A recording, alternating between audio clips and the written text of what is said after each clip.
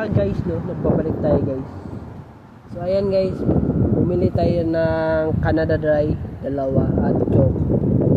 Ginger ale yung strawberry na flavor. So ayan guys, no, 7:56 pa yung bus na darating dito na 52 North Gate. So ayan guys, antayan tayo ng tayo guys.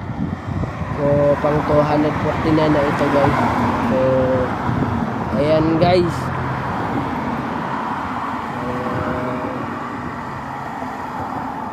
na yung panahon talaga ngayon guys, no, mainit. So suot ko pa rin yung sapatos ko guys, no.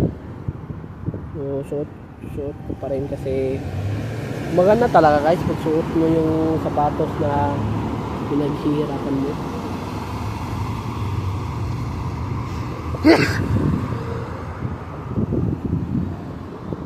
Pasensya na guys, bumahinga ako guys, no? So ayan guys, nakabukas pala yung zipper guys, no?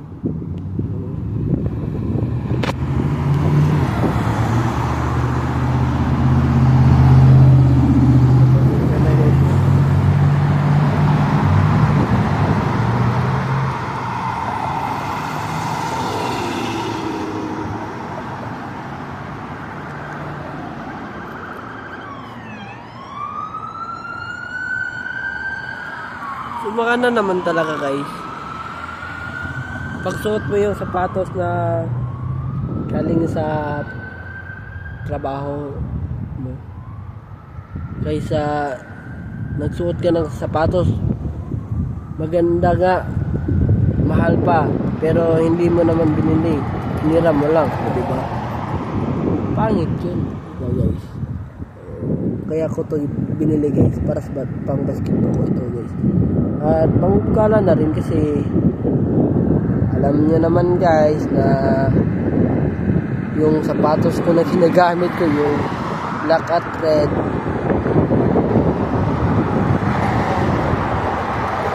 palagi ko na yung suot guys kapag nagagala ako guys. So iba naman guys, so, hindi naman sa gusto ko yung madaming sapatos. Ang gusto ko nga guys,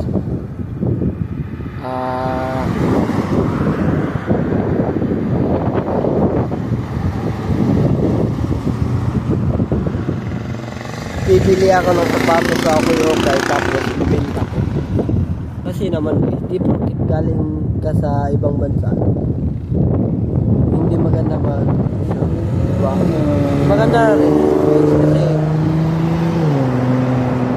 galing ka nga sa abroad, malaki yung sahod mo, pero hindi naman na porkit malaki yung sahod mo hindi ka na mag-negosyo, diba?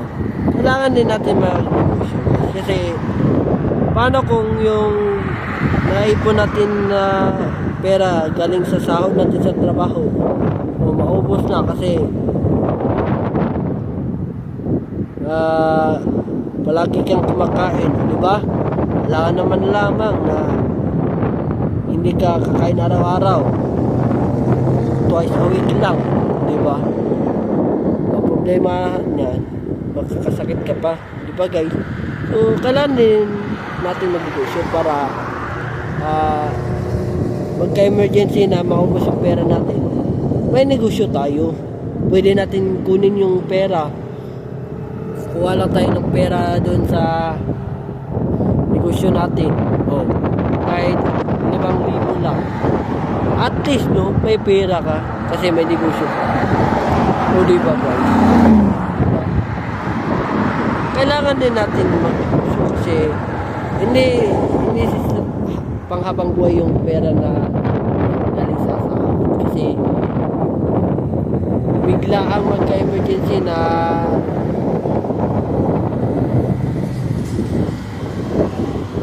kunwari may asawa ka na, kunwari lang, tapos yung pera ng misis mo, yung sahod niya naubos, o kasi mahal na yung pamasahe, diba? May pera siya na hihiramin galing sa'yo, diba guys, no? Okay lang yun guys, kasi asawa mo naman yun.